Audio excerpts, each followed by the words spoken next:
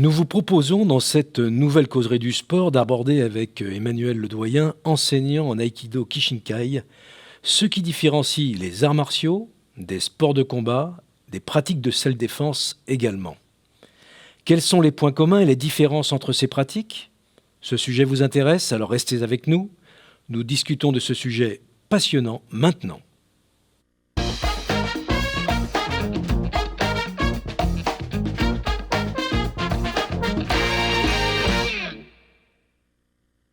Vous connaissez Emmanuel Ledoyen, nous l'avons reçu dans une précédente causerie pour parler de son parcours de pratiquant et d'enseignant en arts martiaux. Et nous allons aujourd'hui évoquer avec lui les questions des points communs et des différences entre différentes disciplines, les arts martiaux, les sports de combat, les pratiques de self-défense. Quelquefois, ça n'est pas très clair. Alors nous comptons sur lui pour nous éclairer sur ces sujets. Bonjour Emmanuel Ledoyen. Bonjour Christophe Porlier. Alors ça, c'est un sujet qui revient régulièrement dans les débats. Et finalement, où il y a souvent une confusion, en particulier lorsque l'on évoque l'efficacité des pratiques. Donc, quelle est la différence, ou quels sont les points communs, on va y revenir en détail, mais entre les arts martiaux, les sports de combat, la self-défense, cela a-t-il un sens même de se poser la question ? Ça a un sens de se poser la question sur les différences entre ces pratiques. Ces questions ne sont pas récentes, elles datent de longtemps. Déjà, si on prend les définitions classiques du Larousse et du Robert, vous avez déjà deux définitions si on parle d'arts martiaux. Larousse de mémoire, il dit les arts martiaux comprend les sports de combat d'inspiration japonaise, les sports de combat d'origine japonaise, tels que le kendo, le karaté, le judo, et ainsi qu'asiatique. Donc voilà, on définit un art martial comme un sport de combat, on parle automatiquement d'Asie, principalement du Japon. Ce qui pour moi est un petit peu réducteur, parce qu'en fait, les arts martiaux ne viennent pas forcément... Il n'y a pas eu que des arts martiaux au Japon, il y en a aussi en France, il y en a eu en Occident, il y en a eu dans tous les continents. Et en plus, on définit un art martial comme un sport. Après, vous avez le Robert, qui part sur une définition un peu plus large, qui va sur une définition qui comprend déjà sur cette possibilité de diversité, c'est-à-dire qui définit l'art martial, c'est-à-dire art. Qu'est-ce que ça veut dire art ? On entend souvent art comme artistique. Non. Art dans l'art martial, c'est l'habilité. C'est un ancien français, c'est l'habilité au combat. L'art martial, c'est simplement l'habilité au combat. Art, c'est habilité, savoir-faire, connaissance. Martial, le rapport avec Mars, le dieu de la guerre, donc c'est combat. Après, ce terme, il nous vient directement. La première apparition en Occident, ce fut en Angleterre, dans les années 30, 1930, où on parlait justement, cette définition-là, à ce moment-là, on parlait justement d'art de combat. On ne parlait pas de sport, à proprement dit, à ce moment-là. D'ailleurs, on ne faisait pas la différence. Puis après, vous avez l'INSEP, dans les cahiers de l'INSEP, vous avez plusieurs personnes qui ont travaillé sur ces définitions-là. Et d'ailleurs, on peut voir les influences de chacun. Il y a une, par exemple, qui a pris la définition du Robert, de Larousse. Donc, en fait, il part directement sur la description d'un sport de combat. Mais après, vous avez une autre qui était dans les années 96, de mémoire, si je ne me trompe pas, où là, ils ont pris la définition du Robert. Donc, qu'est-ce qu'un art martial ? Et donc là, ils font la différence. Ils font la différence entre le sport de combat et l'art martial, mais pas que. Donc, les critères qu'ils ont retenus pour un sport de combat, c'est qu'il y a un arbitre, il y a des règles, souvent un lieu stable, avec des pratiquants qui sont en opposition directe, avec une réponse voulue et altérée. Il n'y a pas de coordination de la réponse, c'est-à-dire qu'ils peuvent répondre à tout moment. Et la différence avec l'art martial, ils le décrivent, ils disent tout simplement que l'art martial, c'est on n'a plus de règles. On n'a plus de règles. On est censé savoir faire face contre un ou plusieurs individus dans un lieu qui n'est pas adapté, qui peut être un lieu stable ou pas. Il n'y a pas d'arbitre pour séparer. Euh, et dans ce cas d'initiative-là, on fait aussi la séparation avec l'art militaire. Je vous dis bien, il ne faut pas faire de confusion entre l'art martial et l'art militaire. L'art militaire, c'est tout simplement, c'est une habilité, pas au combat, mais une habilité militaire, avec des stratégies militaires on retrouve un plus grand nombre, donc pour gérer une structure plus importante, euh, avec aussi une structure militaire différente. Alors que l'art martial, on va plus parler de combat de cheville plutôt. Puis vous avez aussi la différence avec la salle défense. On n'en parle pas encore trop à cette époque-là parce qu'il n'y a pas eu d'essor encore de la salle défense à ce moment-là. On en parle un peu plus. Donc il est important de définir la salle défense. Qu'est-ce qu'une salle défense? La salle défense, c'est sans doute une réponse. Ça doit être une réponse à une agression, mais dans un cadre légal. Donc la réponse doit être proportionnelle. Elle doit être mesurable et proportionnée. Donc vous ne pouvez pas, tout simplement, si quelqu'un vous agresse, vous ne pouvez pas le poignarder. Parce que ce n'est pas une réponse proportionnelle, parce que lui, il est sans doute à main nue, il n'en veut pas à votre vie. Mais c'est là où c'est difficile de faire la différence, parce qu'on est tous pareils, on a tous deux bras, deux jambes. Enfin, bien sûr, sans exclure les personnes souffrant de handicap, mais on peut avoir une confusion parce que la réponse, elle dépend du contexte. Le contexte, pour moi, fait tout. On se prépare, c'est pour ça qu'il faut se dire dans quel contexte on veut travailler, qu'est-ce qu'on recherche et choisir sa discipline par rapport à ça. Il ne faut pas avoir de confusion. Bien sûr, pour avoir des capacités, selon les pratiques que vous avez, à passer d'une discipline à l'autre. C'est tout à fait possible. Mais quand vous apprenez de l'anglais, c'est pour aller en Angleterre ou aux États-Unis. Vous n'allez pas en France en apprenant de l'anglais ni en Espagne. Vous pouvez, ça vous aide, parce que tout le monde parle la langue commune. Mais c'est mieux quand même de comprendre le français ou l'espagnol. Donc c'est ça. Et pourtant, on utilise tous un alphabet latin.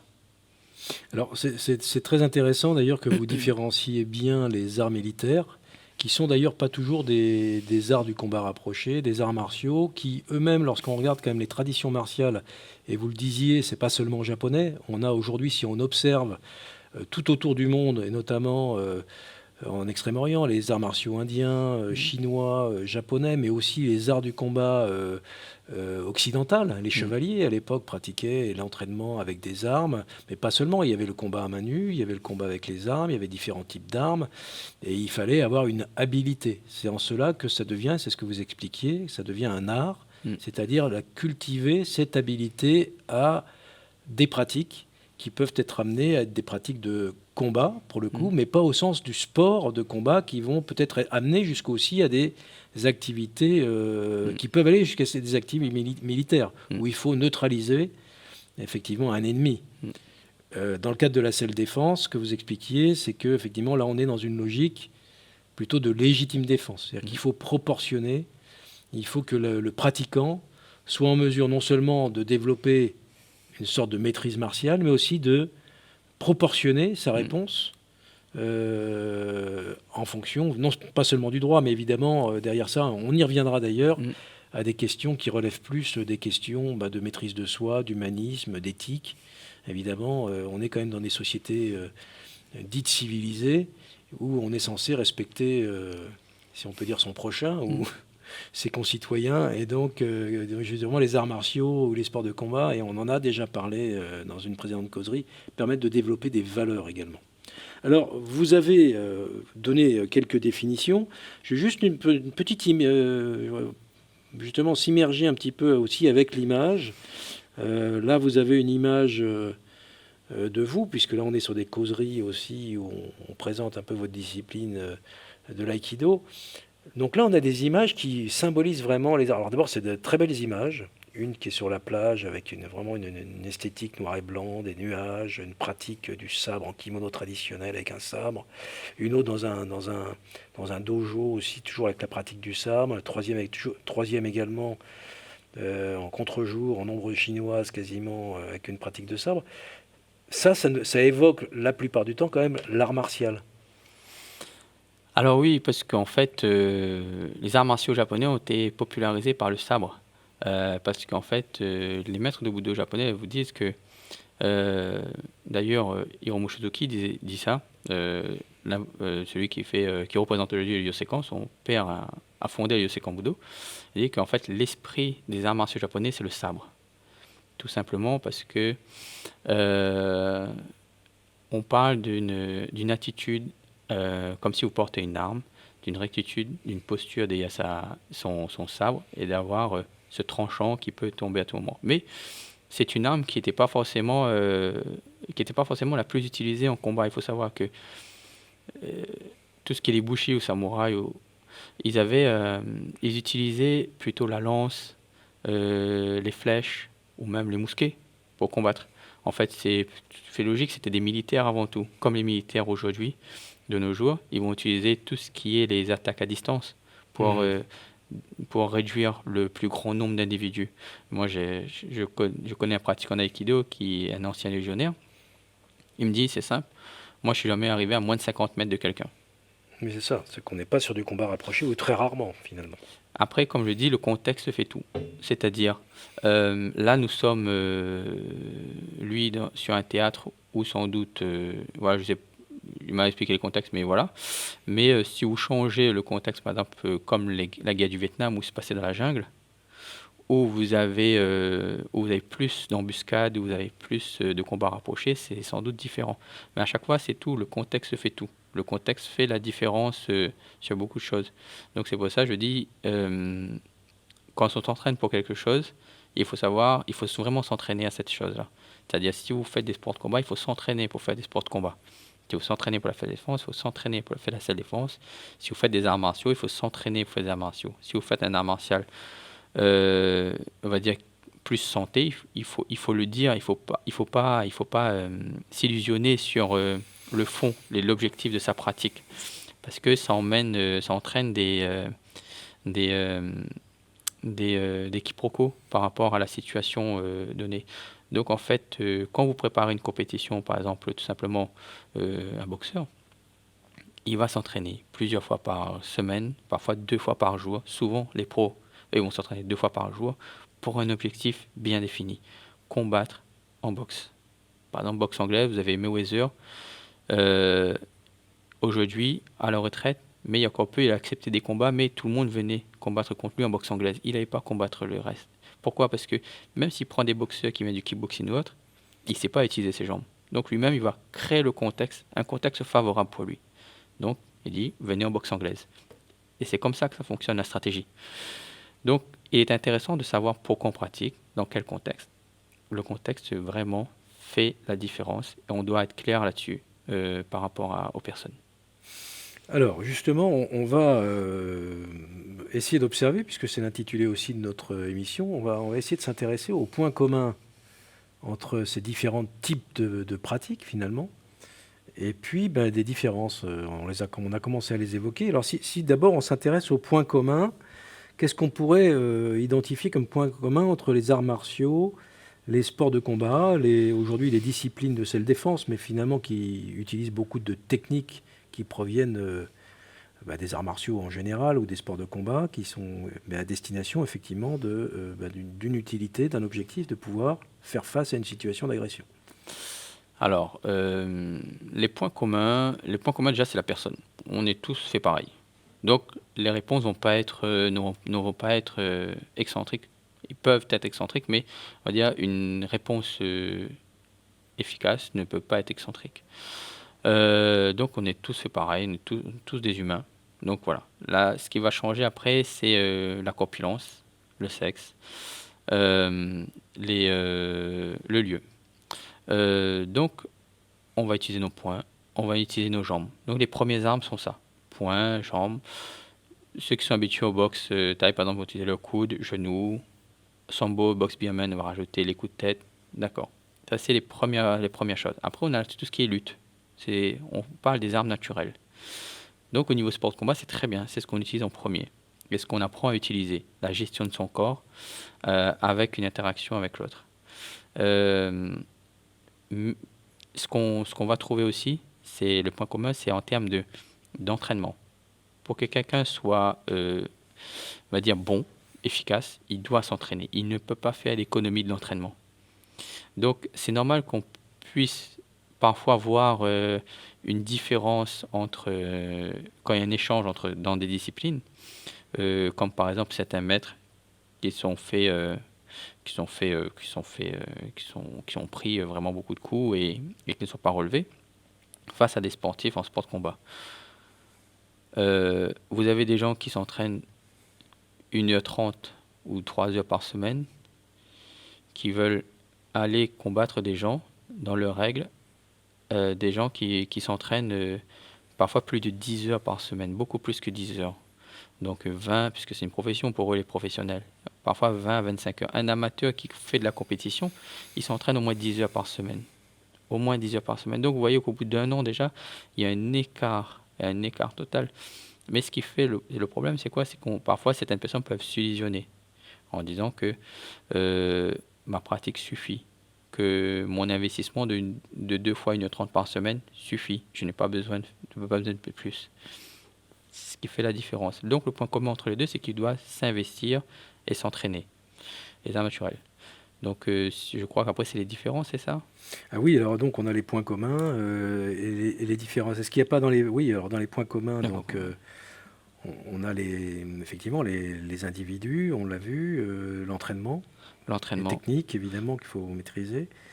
Et quelles sont les différences alors? Parce que là, pour le coup, on peut vraiment identifier des différences, je pense, fondamentales. C'est ça. Si autant on va dire le socle commun, la base, c'est le point commun, la base centrale. La différence va être tout ce qu'il y a autour. Donc, c'est-à-dire, la différence va être déjà la tranche d'âge. On n'a pas tous le même âge et ça, il faut gérer par rapport à ça. On n'a pas tous la même corpulence, on n'a pas tous le même physique. Euh, Ce qui fait aussi la différence, c'est l'interaction dans le lieu. C'est-à-dire, en fait, quand vous entraînez pour monter sur un ring, même si vous êtes bon, vous vous entraînez pas pour aller sur un théâtre de guerre. Pour illustrer ça, je vais vous expliquer, par exemple, prenons deux personnes qui s'entraînent intensément. On va dire un compétiteur de bon niveau, sans être forcément pro, et un militaire d'une section d'intervention. On est d'accord qu'ils sont tous les deux entraînés. Là, on prend deux personnes qui sont entraînées à niveau égal, on va dire, hein, sur l'entraînement physique. Je ne parle pas au niveau technique des sports, mais sur l'entraînement physique. La personne du groupe d'intervention, s'il va en sport de combat, il va se faire avoir. C'est sûr et certain. Et sauf, bien sûr, vous avez certains qui sont des combattants et qui continuent. On a pu voir, j'ai pu rencontrer aussi des champions de France ou des champions d'Europe en boxe. Champions, oui, Ça, c'est sûr, il y en a. Mais on parle de globalité. Et, mais à l'inverse aussi, si vous envoyez aussi le sportif sur un théâtre de guerre militaire, il ne sait pas tirer, il ne sait pas comment détecter une mine, il ne sait pas comment passer une porte, il ne sait pas. Son niveau de survie n'est pas pareil, ne sera pas aussi élevé qu'un militaire déjà entraîné. Donc, ce qui va faire la différence, c'est déjà, dans un premier temps, le contexte. Les armes qui vont être utilisées, là, on dépasse le corporel, on n'a plus seulement tout ce qui est main. La salle défense, par exemple, on se fait souvent agresser, donc on est en situation d'infériorité. On attend une attaque pour avoir une réponse. Donc souvent, l'autre, il est armé, ou pas.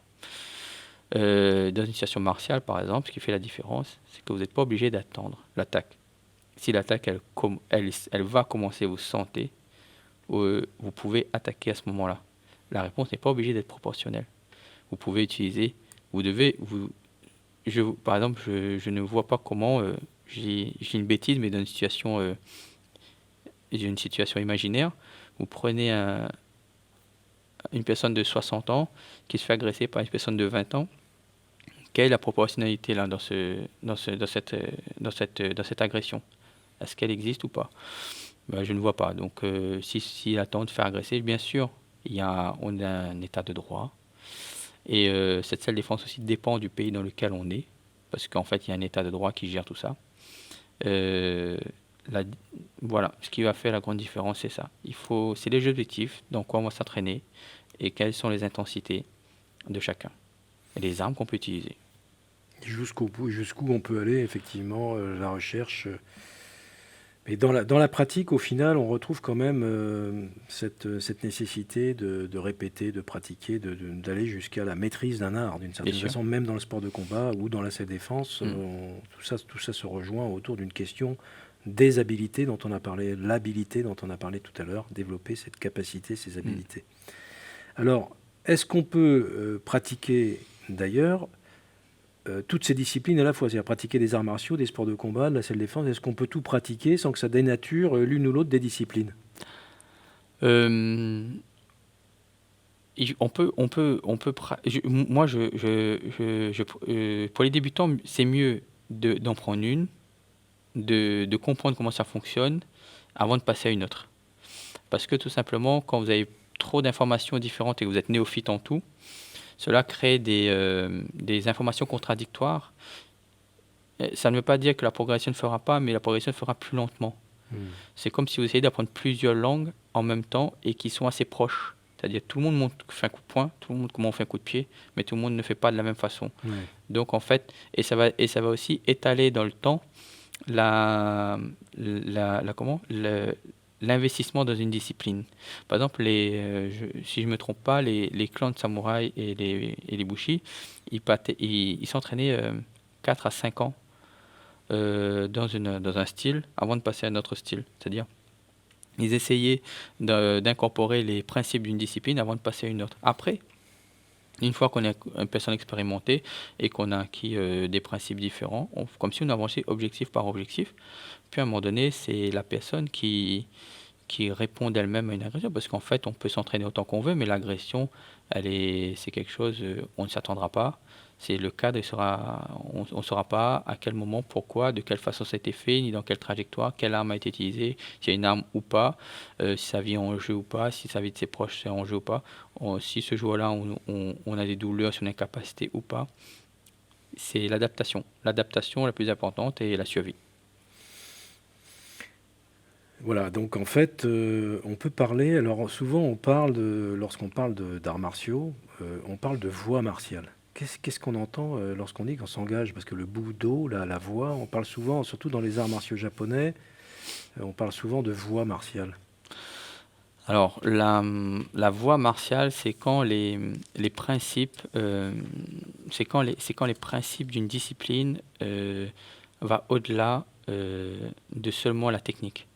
C'est-à-dire, on utilise ces arts martiaux, ces techniques, comme outils. On est bien d'accord qu'aujourd'hui, on a de la vie de tous les jours. On n'a pas besoin d'utiliser savoir faire une clé de bras, une clé de jambe. Là, à tout moment, on ne va pas les sortir à tout moment. Mais par contre, quand on étudie, parce que par exemple Didier Bédard, dans une interview, parlait d'études. Il a dit les arts martiaux, c'est des études. Il faut savoir qu'on étudie une discipline et pas qu'on ne fait pas que consommer, même si la société est un peu différente aujourd'hui. Donc, c'est une étude, c'est-à-dire une compréhension de quelque chose. Il y a un sens derrière tout ça. S'il y a un sens, ça veut dire soit on donne du sens, soit il y a un sens qui est mis en place, soit qui n'a pas été élaboré ou que les gens ne comprennent pas. Donc, dans ces disciplines, il y a des principes. On va utiliser, à travers ces principes, on va utiliser des techniques qu'on va utiliser comme outil pour transcender la personne la personne va se transcender de façon intérieure et extérieure. Ça revient à ça, la voie martiale. Donc en fait, tout ça est souvent venu du Japon parce que les anciens guerriers prenaient leur retraite souvent dans des monastères. Du coup, on avait cette méditation zen qui influençait directement un peu sur le vieux jour et même un peu avant, sur la pratique, qui étaient des combattants redoutables auparavant, qui, bien sûr, par la suite, mais tout le monde n'est pas obligé d'arriver à là parfois. On a des pratiquants d'arts martiaux japonais ou asiatiques qui ne vont pas chercher cette philosophie-là, ou vous avez aussi des boxeurs, des pratiquants occidentaux de MMA ou autre, mais qui vivent la discipline et qui, au travers de la pratique sportive, arrivent à véhiculer les valeurs de leur discipline dans la vie de tous les jours. Et c'est ça, en fait, euh, on va dire le Budo pour le japonais, mais c'est ça aussi une voie de pratique. C'est-à-dire, en fait, arriver à transcender les valeurs de sa discipline, les principes dans la vie de tous les jours. Dans la vie de tous les jours, vous avez pour opérer donc cette fameuse transformation externe et interne aussi, intérieure, à travers cette voie martiale. Alors, on vous présente une affiche, ou les affiches que nous avez présentées dans une émission précédente, mais pour montrer qu'effectivement, vous organisez des événements avec des maîtres de différentes disciplines. Donc là, vous êtes vraiment dans une approche croisée interdisciplinaire. En quoi est-ce enrichissant finalement de proposer ces approches croisées entre différents experts ou maîtres disciplinaires? Dans un premier temps, déjà, ça apporte la compréhension d'un autre système, dans un premier temps. Si on reste en surface, on dit, eux, ils fonctionnent comme ça peut être intéressant, ça peut enrichir notre pratique en disant comme ça, il y a un truc similaire chez nous, mais eux, ils font plus ça comme ça, donc est-ce qu'on peut l'incorporer ou pas? Faut pas oublier que les pratiques guerrières, si on parle de pratiques guerrières, hein, parfois il y a des espions ou autres qui n'hésitaient pas à prendre quelque chose qui fonctionnait chez les autres pour ramener chez eux. Donc en fait, il n'y a pas de ça. Oui. Donc il y a ça aussi. On est passé à autre chose aujourd'hui. C'est dans l'échange qu'on s'enrichit, parce que c'est en échangeant qu'on crée une richesse et qu'on crée un terrain propice au développement. Donc là, en fait, on va tout simplement un échange au travers des disciplines, mais au travers des gens aussi, parce qu'en fait, ces personnes-là ont une façon de parler, ont une façon d'agir qui est totalement différente. Là, vous avez tout simplement, par exemple, entre David Testan, qui pratique le moringue à La Réunion, descendant de disciplines venues par les esclaves, et Lionel Froilieu, qui est enseignant au gradé en karaté et qui parcourt le monde. Il est aussi au gradé aussi en darnis, donc le couteau philippin, Kali couteau philippin, et qui parcourt le monde pour faire des reportages à la rencontre des experts dans le monde entier.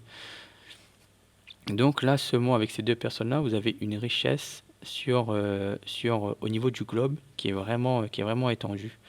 Et puis, ce qu'on entend par là, c'est si l'aïkido, c'est l'harmonie, et bien en fait, cette valeur-là doit se transcender dans cette journée. C'est-à-dire, on doit réussir à partager une journée ensemble. Et au travers de cette discipline, il y a des différences, c'est sûr, mais il y a des points communs, on doit s'enrichir ensemble. Et c'est ça aussi, les valeurs d'une discipline. Alors justement, ça renvoie aussi à une autre interrogation sur finalement ces disciplines, ces pratiques. Est-ce qu'on peut y trouver une certaine philosophie? Est-ce qu'on peut un art de vivre? Est-ce qu'on peut associer un art de vivre, des philosophies à ces disciplines? On peut, mais on n'est pas obligé. C'est ça. Certaines personnes vont aller donner du sens, d'autres moins. Déjà, d'un premier temps, il faut savoir qu'il faut s'entraîner. Il faut s'entraîner. Si on part directement dans une philosophie avant de s'entraîner, autant rentrer dans un monastère. Ce sera beaucoup plus efficace si on veut philosopher, si on est en recherche de spiritualité. Après, si on rentre dans un art martial sans vouloir une pratique martiale, quand j'ai une pratique martiale, c'est-à-dire une pratique qui a du sens d'un point de vue martial. Si on ne recherche pas la martialité, on peut aller s'inscrire dans une danse, dans un cours de danse, ce sera beaucoup plus souple. Ce sera sans doute meilleur pour nos articulations, ou d'un cours de yoga ou de pilates. Donc en fait, on est entre les deux. Mais je suis d'accord aussi qu'on arrive à différents âges aussi dans ces disciplines. Il y a des gens qui arrivent jeunes comme moi, il y a d'autres qui arrivent un peu plus tard, dans la cinquantaine, voire plus. Ils ne recherchent pas, ils ne sont pas au même moment de leur vie, ils ne recherchent pas la même chose. Mais ce qu'on peut voir, les grands maîtres qui ont pu atteindre leur, on va dire, un développement spirituel humaniste au travers de leur discipline, ils sont passés par la pratique intense et sérieuse de leur discipline. J'entendais là, par exemple, il n'y a pas longtemps, l'une des interviews de Richard Doyeb, où il parlait, sans vouloir tronquer ses mots, mais il disait, justement, au début, il faut pratiquer. Il faut pratiquer et s'entraîner à sa pratique, et la philosophie va venir après. Parce que nous faisons des arts martiaux, tout simplement. Donc nous devons nous entraîner à ça. Et si demain on critique ce qu'on fait, bah, c'est propre à chacun parce qu'en fait, vous nous êtes pas donné les moyens de, de mettre la lumière ou d'honorer de ce que vous faites. Et ça, ça, c'est la partie chacune. Mais pour en revenir sur le côté humaniste, c'est libre à chacun. On peut aller développer une certaine philosophie, comme pas. Donc il y a des arts martiaux japonais qui visent là-dessus, asiatiques en général, qui visent là-dessus le développement spirituel de la personne. Mais j'ai rencontré aussi des personnes qui pratiquent de la boxe ou autres, qui ont aussi un développement personnel sur le long terme au travers de leur pratique. Donc la discipline ne fait pas tout, il y a aussi l'individu et le milieu dans lequel il pratique. Et sa réflexion sur la recherche de sens. Parce que, en final, si on continue à faire des clés de bras tout le temps, ça sert à quoi en fait au final peut-être que il y a des gens qui vont s'entraîner à faire des clés de bras toute leur vie qui se serviront que dans la salle et jamais dans la vraie vie. Et il y a des gens qui n'auront jamais rien fait, mais qui vivront dans un milieu dangereux toute leur vie. Et ces gens-là, ils n'auront pas besoin, ils n'auront pas fait de pratique martiale, mais ils auront été dans un milieu martial. C'est ça aussi qui fait la différence aussi. Alors c'est ça, chacun va y trouver, finalement, va venir aussi chercher et puis attribuer un certain nombre soit du sens, soit la recherche de valeurs. Mais c'est vrai que la pratique rend en général assez humble, Mm. ne serait-ce que par rapport à ses imperfections. On voit qu'il faut pratiquer tellement de fois les gestes que, d'une certaine façon, on se rend compte de ses limites assez rapidement, qui sont de l'ordre du physique, qui sont de l'ordre des capacités psychomotrices, de la vivacité, du regard. Donc tout ça sont des choses qu'on développe et qui vont aussi amener autre chose. Donc c'est à explorer. Et dans tous les cas, on peut inciter les gens qui nous écoutent ou qui nous regardent à aller explorer ces disciplines, et notamment dans le cadre de vos stages ou de vos offres et d'événements croisés interdisciplinaires. Alors justement, ça sera même la dernière question de cette causerie. Pour les personnes qui nous écoutent, comment choisir sa discipline ? Comment choisir cette discipline? Mais il faut tout simplement y aller. Il faut essayer. Il faut essayer. N'hésitez pas à essayer le maximum de disciplines parce que c'est pas la discipline qui fait la différence, c'est vraiment l'enseignant. Vous pouvez trouver une discipline intéressante, mais l'enseignant n'est pas à côté de vous. Vous pouvez ne pas apprécier une discipline au premier abord et après prendre de passion pour cette discipline parce qu'en fait l'enseignant est très bien et c'est un bon pédagogue, c'est un bon prof. Euh, J'organise ces journées aussi par rapport à ça pour que je fais vraiment en sorte que tout le monde peut participer à cette journée. À partir du moment où les gens souhaitent venir découvrir les pratiques, ils viennent et ils découvrent. Pas besoin d'avoir un niveau en sport de combat ou en arts martiaux pour venir. Euh, donc n'hésitez pas, allez-y, allez découvrir, poussez la porte des salles. Souvent on a l'impression que ces profs ou ces salles sont d'assureurs, ils ont un regard méchant, mais en fait non. En fait, c'est des pratiquants, c'est des gens qui sont là en train de s'entraîner de façon sérieuse et qui ont envie de partager. Parce que sinon, ils seraient tout seuls chez eux, ils ne seraient pas dans une salle. Ils ont envie de partager. Ils ont envie de partager, ils ont envie de faire découvrir. Et vous avez plein de bons profs et de bons pédagogues. Moi, je parle à La Réunion, autour de nous à La Réunion. Il y a énormément. Il y a des gens qui voyagent pour se former, il y a des gens qui reçoivent, qui font des efforts.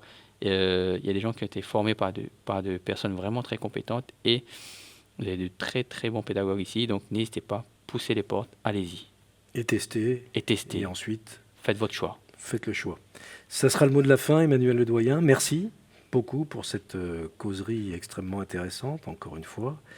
Et puis, eh bien, bonne continuation, bons événements pour le 5 octobre 2024 pour cette masterclass réunion. Et puis, on vous retrouvera à ma place la prochaine fois en tant qu'animateur. Quel sera votre prochain invité ? Eh ben, mon prochain invité, c'est le docteur Kassem Zougari qu'on recevra.